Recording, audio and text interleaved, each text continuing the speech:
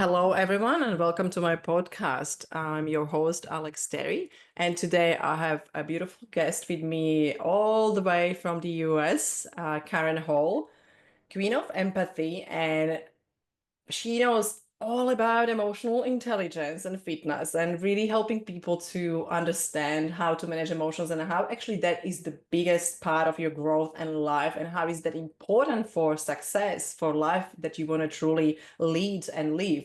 So I love when I read about you, Karen, from perspective how you approach emotional fitness and emotional intelligence, how important it is for us to be on the journey of starting to get to know ourselves from that emotional perspective, right? Understand what are the triggers, how we react, respond to things. So I really love the topic and I'm looking forward to talk about that more. So welcome to my podcast. How are you?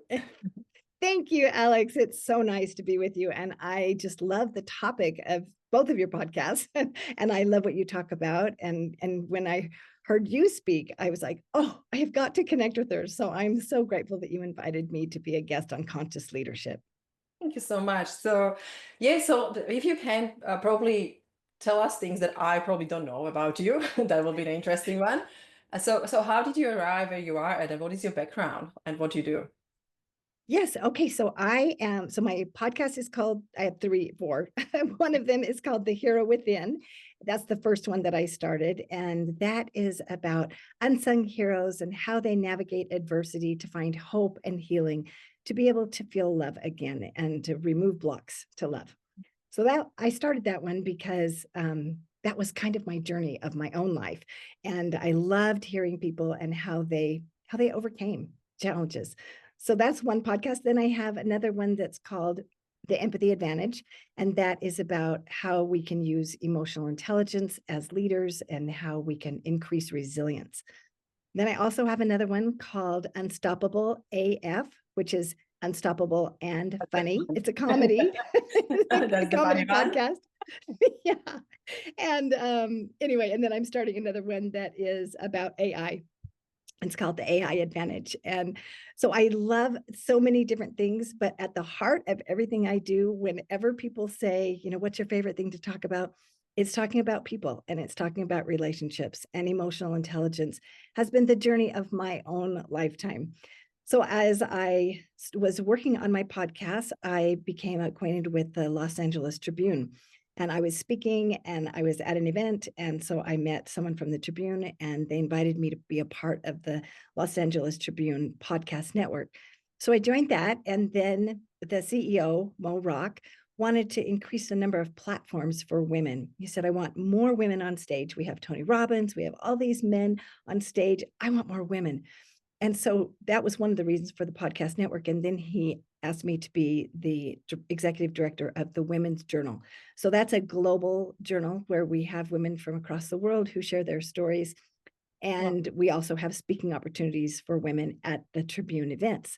So there were more stages for women who Yeah. wanted to speak virtually. And now we do live events as well. So I'm also an executive producer at the Tribune, and I'm a host and a speaker. Yeah, I love that. And you have so many things that you already do, and I'm sure I can only imagine how busy you are.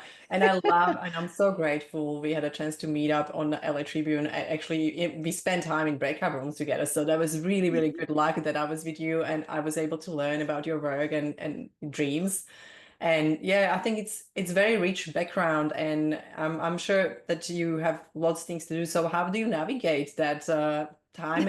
And I'm sure that emotions are involved in that, but how do you do that? Yeah, so the journey of my lifetime has been to learn how to manage my emotions. And yes, emotions have to do with everything. I was talking to somebody this week and they were saying, "How do you do it all?" And they said, "How do you have Yeah. the bandwidth?" And I thought bandwidth is so interesting for me because if I am happy, if I feel appreciated, I am so motivated and I get in flow and I can accomplish so many things.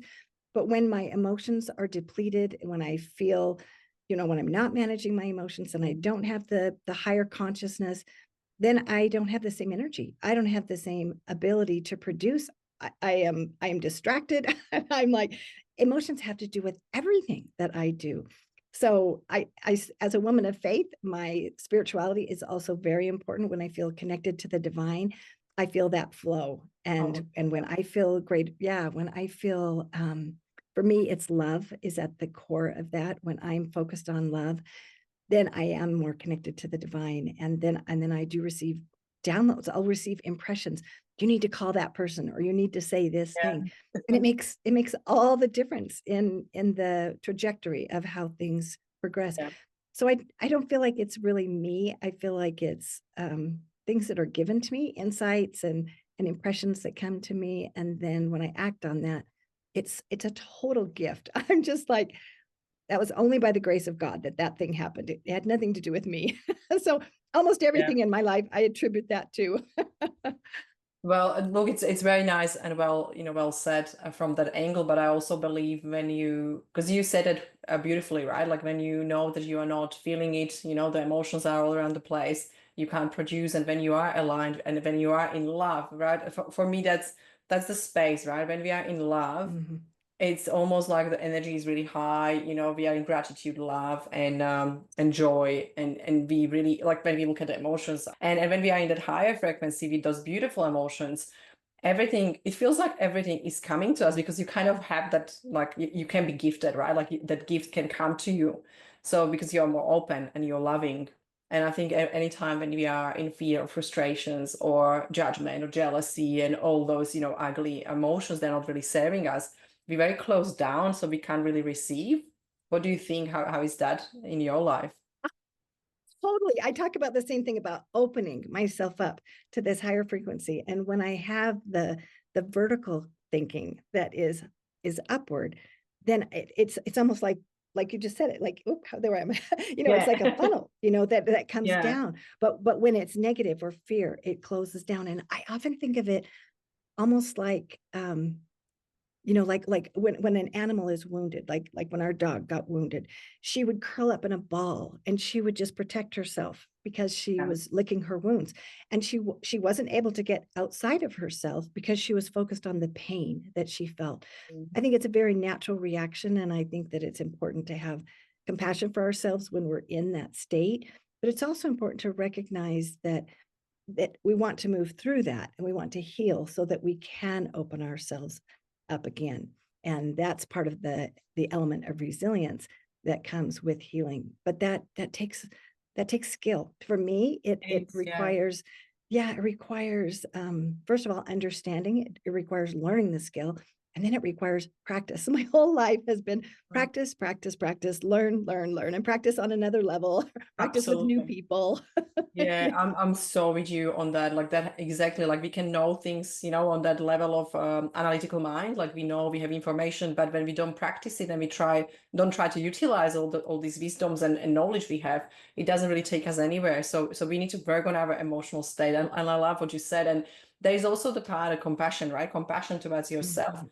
That is such a hard for some people, and Mm. so many people, right? We don't usually are very compassionate with ourselves. We judge ourselves, we criticize ourselves, and we can be compassionate with other people, but not with ourselves, right? We are always I on the second know. place. So tell me, what is your like a take on that? Because I think that's my opinion, or maybe what I was going through. But when we can't love ourselves, when we don't love ourselves, it's almost like we can't feel love even from other people. So we have this poor experience of life, and it's very draining because we feel like we don't belong, we are rejected, we are not Mm. fitting in, and there is something wrong with us. So it's like so many questions, and it's just love and compassion. So what is your take on that, or how do you see that in world? Oh, you just hit those core elements that are so vital, and those have been the questions that I have had ever since I've been a little girl.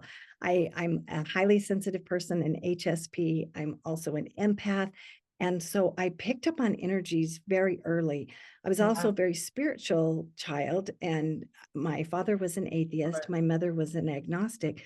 So nobody could figure out, where did I come up with all these religious ideas? Why was I always Natural. talking yeah, why was I always talking about God? I don't even know how I learned to pray to God, but I was always talking to him. And That's so awesome. It's beautiful. yeah, and when people met me, they were like, "You pray so different, like, you just talk to him like he's, like, right there," and I'm like, "Well, He Isn't he? is. Just, I mean, that's how I He is felt. there.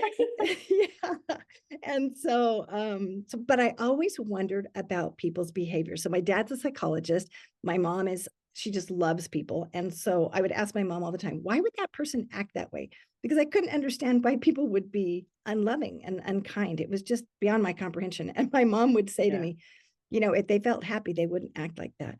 Well, as I grew and as I saw Love it. how true that So really smart. was, because a Mm, lot of times people looked happy on the outside. And so I I was know. like, I don't understand. I mean, they look happy, they look popular, they look like the world is going perfect for them. So I don't understand why they act like that. But then when I understood that and I refined that even more, it's because they didn't have love in their heart. They might be temporarily enjoying some part of life, but if they didn't fully have love in their heart, then they weren't able to act Yeah. in a loving way. And Wow. so I can't remember if I mentioned this to you before, but I loved Marianne Williamson and I loved her work about love. And one of the books that I read in the early 90s was Return to Love. It was so profound for me. I was going through a really difficult time in my life. I had gotten my feelings hurt quite a bit. I had misinterpreted relationships and people's behaviors. I had forgotten that it was because they didn't feel love in their heart. I thought they didn't love me. And so I had interpreted it that there was a Yeah. problem there, that they didn't love me, but it really was that they didn't love themselves.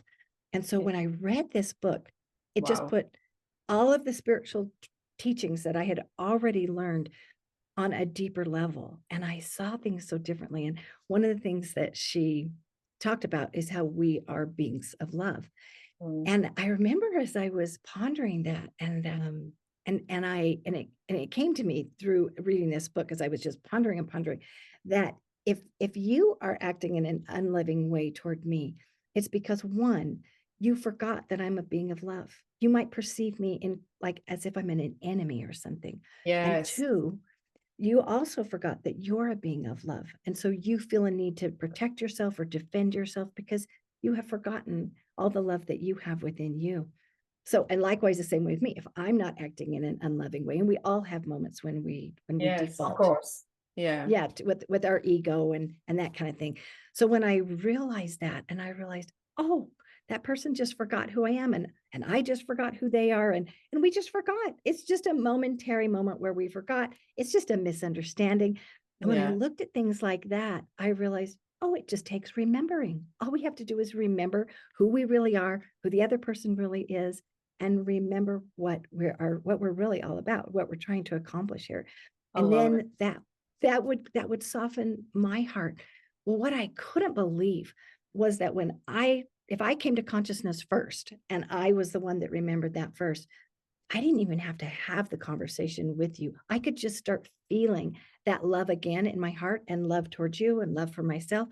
And all of a sudden, my emotions would regulate and so would yours. And Yeah. I didn't even have to have a conversation sometimes. It would just, everybody would just. So then I I love started it. studying about regulating your nervous system, and that was fascinating to me. Yeah.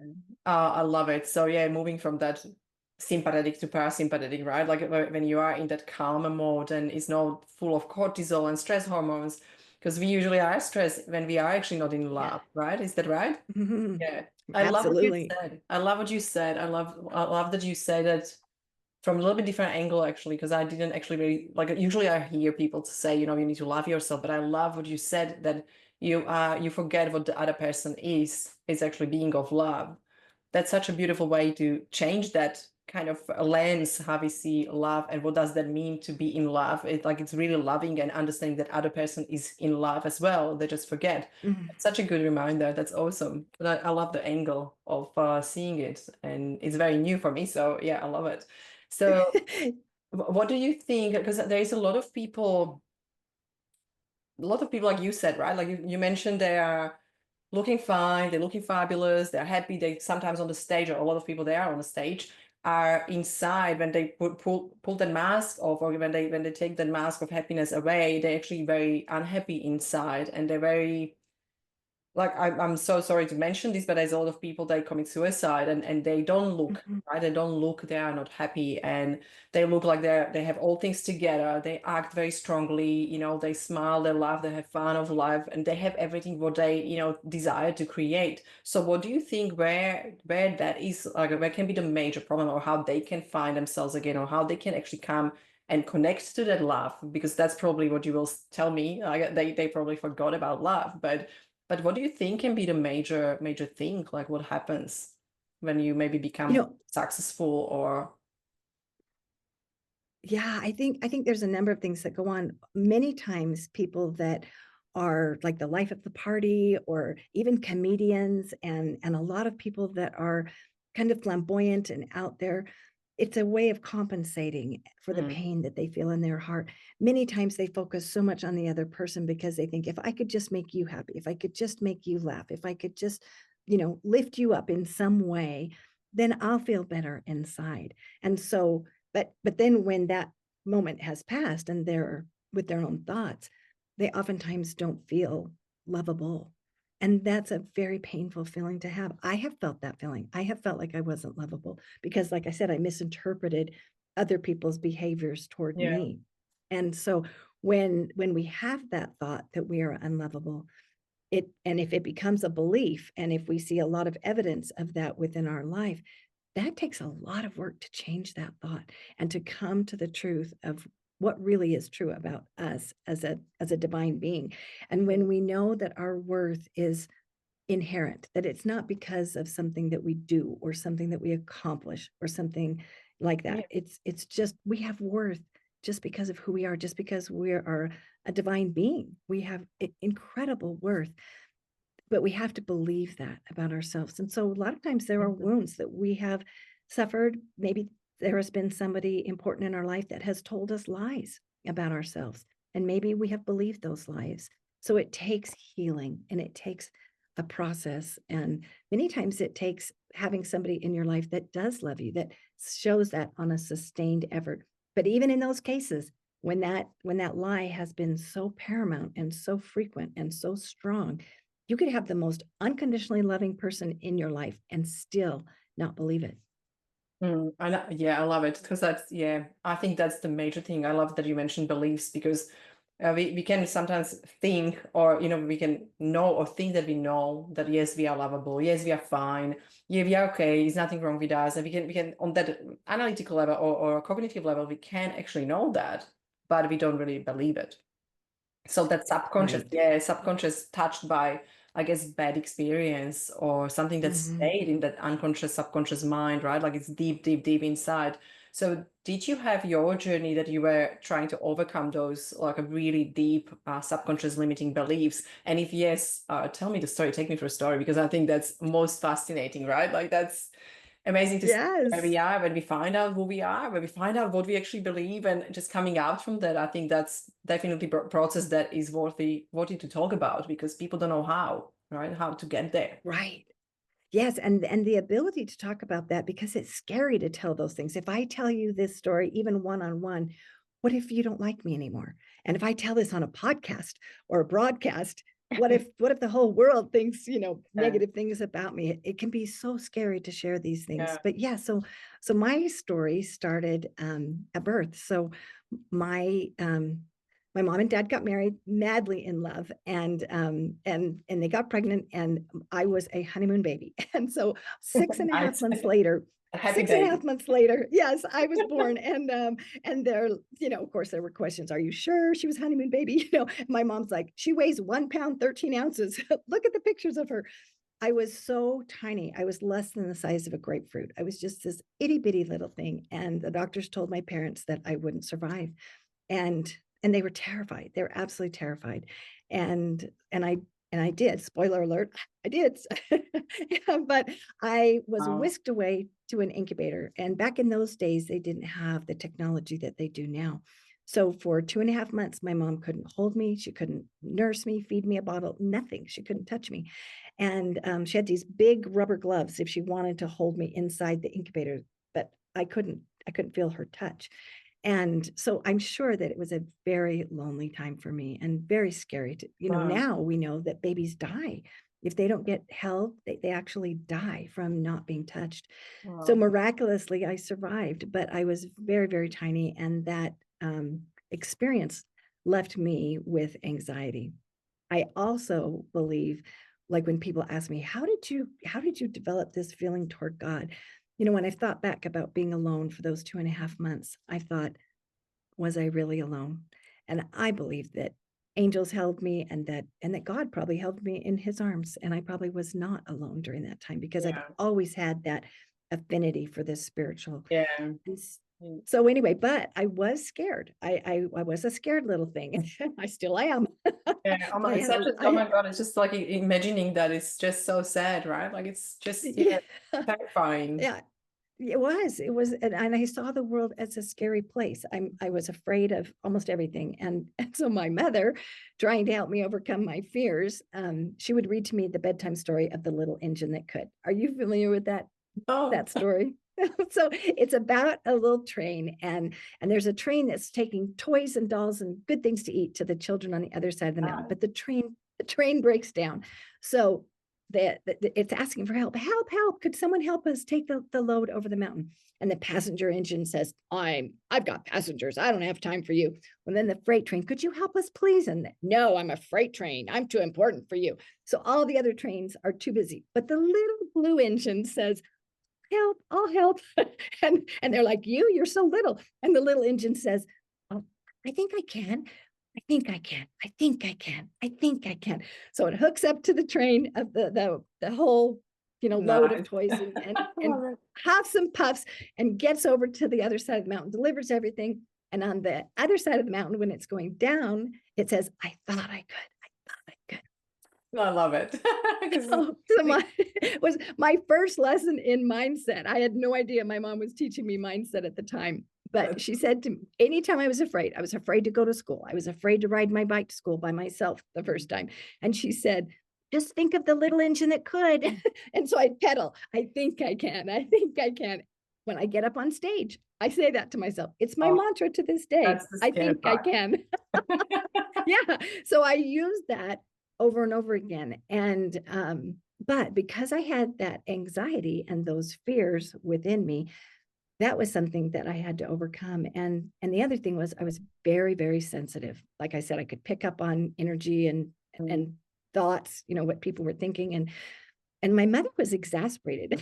She was just like, what am I going to do with this poor little girl? She gets her feelings hurt so easy. And she was worried about me. She just thought, Yeah. how is She she gave you the ever going to voice. Yeah. yeah, how is she ever going to survive in this world if she gets her feelings hurt so easily? And so she would say to me, oh, you're so sensitive.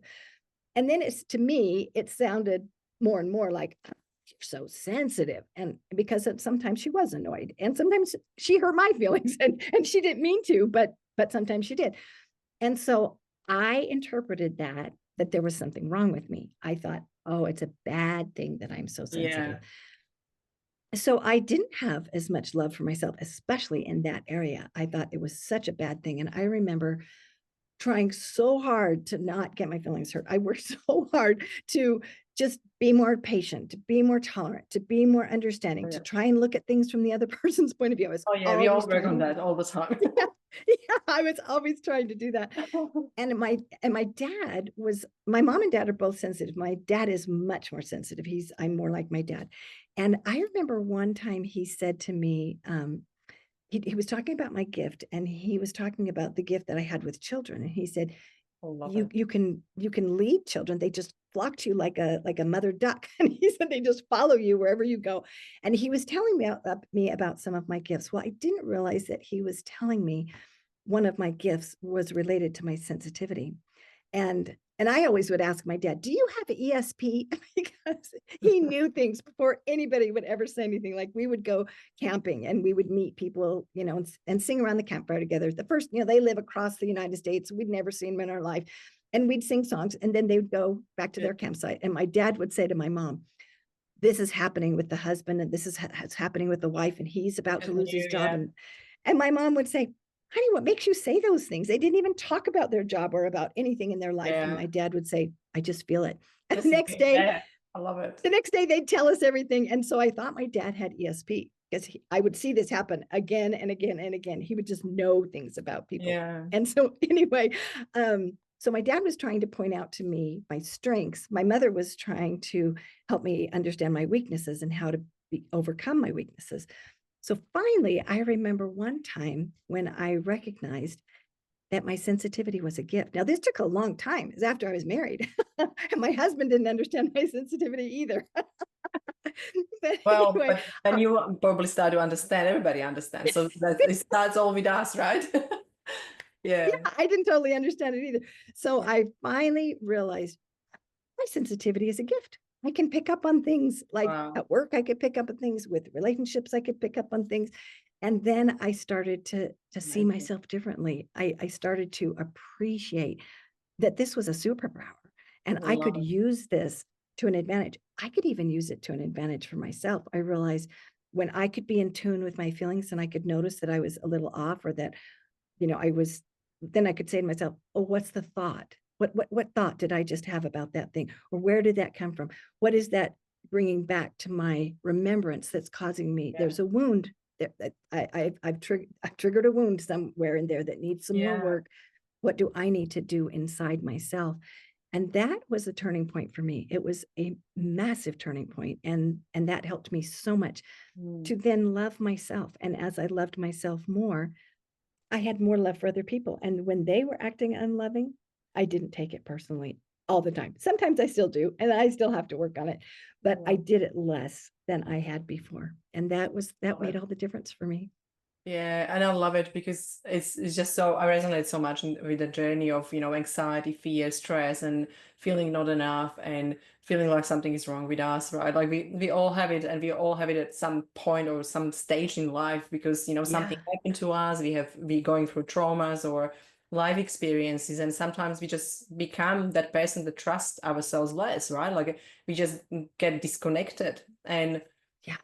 it was such a beautiful description that when you realize that actually all the flaws of things that some people don't like around about you, it's something you can like about you and you can actually use, right? So that's a big thing to come back to yourself and see yourself from even just the lens. You change the lens, right? Instead of criticizing yourself or judging, you just basically said, I love it, I have it, I can use it. That's so cool. Yeah. Really great. And it's so simple, right? Well, it's simple, but not easy, Yeah, I because know. my It brain takes would time. default. Yes, it does take Yeah. time. The other thing that made a big difference for me was having children and watching them and helping them to see their superpowers and to help them to recognize their strengths. And I would teach them the Beautiful. things that I was trying to help them learn things faster than I did so that they could be ahead of me in life. Yeah. Well, then as my children grew, and so I would say things Beautiful. like I remember one time I was talking to one of my daughters, and I said, "Just cannot believe I can't get over this faster." And I was upset with myself because my emotions were escalated, and I couldn't get over it quick enough.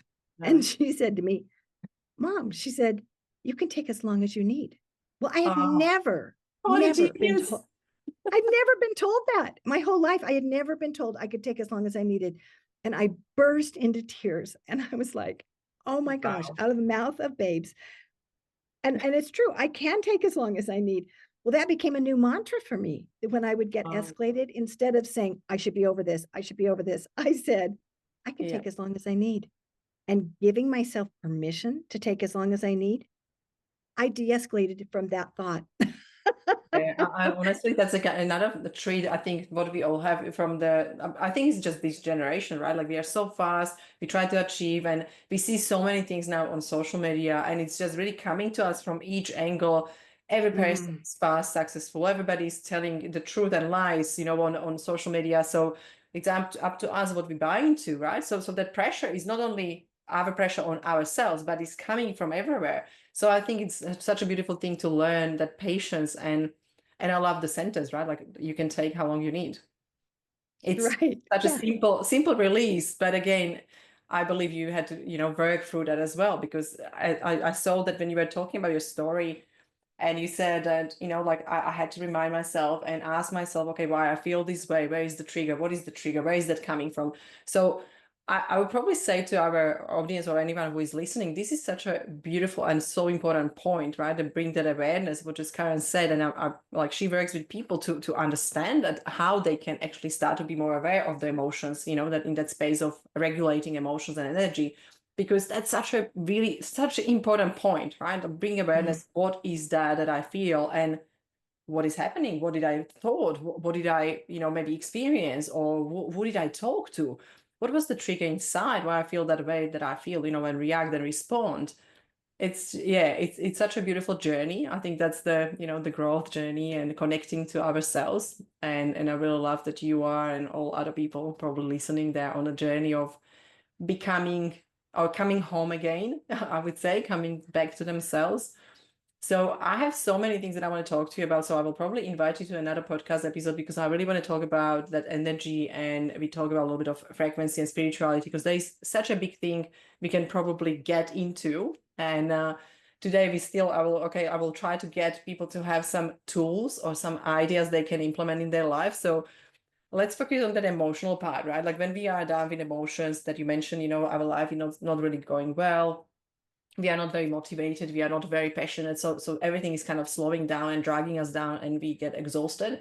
So what do you suggest to people? They feel like, first of all, exhausted, maybe burnout, maybe stressed, or people they just really can't find that place that they will feel love because it's sometimes very far and very foreign a feeling.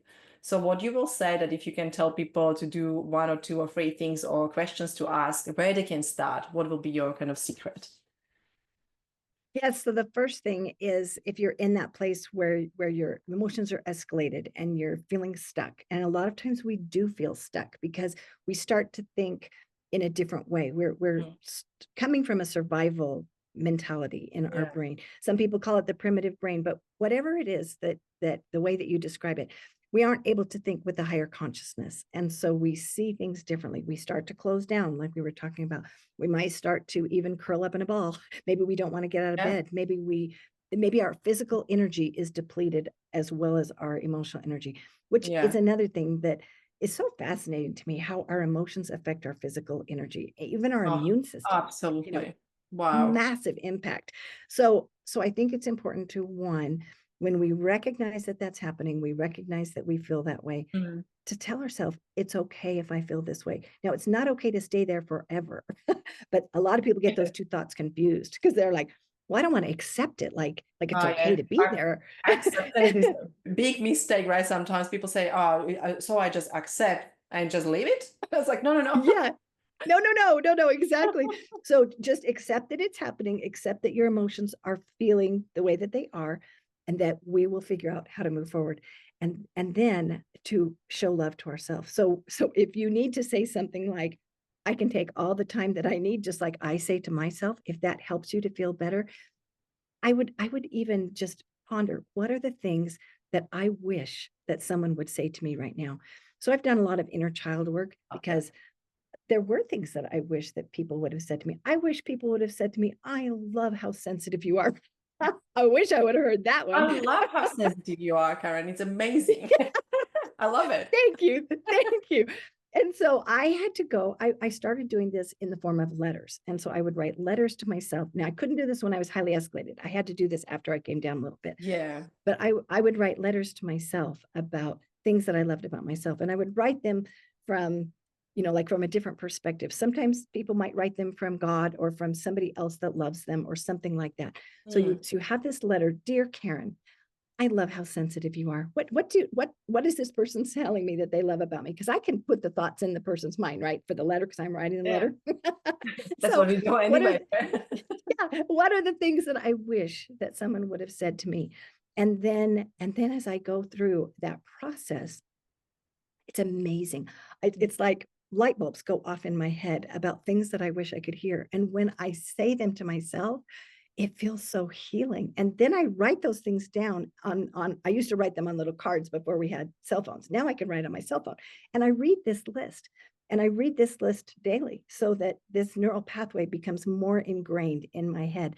So that when I start to think like the thought, I should be over this by now, my brain quickly says, that's not true. I can take as long as I need. So I quickly can fight against the lie and I can get back to what is true. And that helps me to manage my emotions. But until I have that list, that was pretty hard for me to battle the false limiting belief that I had going on in there. And sometimes I didn't even know what the limiting belief was. But after Yeah. I identified the true things, or if I heard somebody say something and it just resonated with me, I'd write that Yeah. down. Sometimes I'd use my imagination and I would just, Yeah. what do I, and I would just try and think of something. Or sometimes I'd read something in a It's book and I'd write that down, that little saying.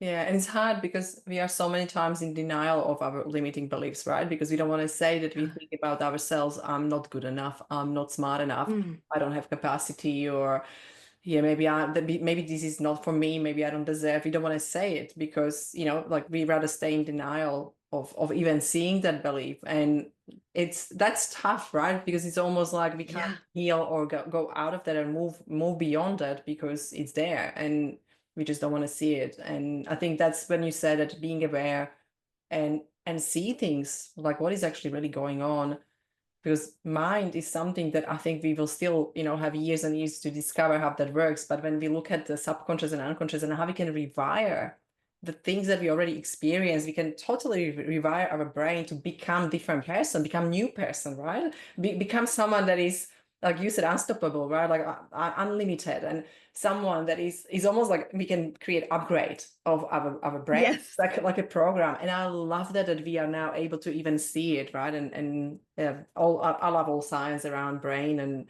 rewiring the brain. So it's amazing how emotions are kind of the tool, right, to rewire the brain.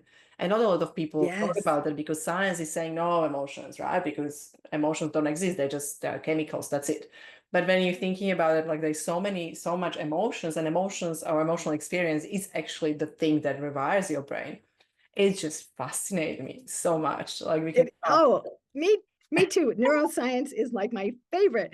And one of the things that I thought was so interesting about rewiring the brain was empathy. And so if for example, like a lot of people say, well, write your gratitude journal, write down things that you're Oh, grateful for. Think doesn't of work things that you're way. grateful for.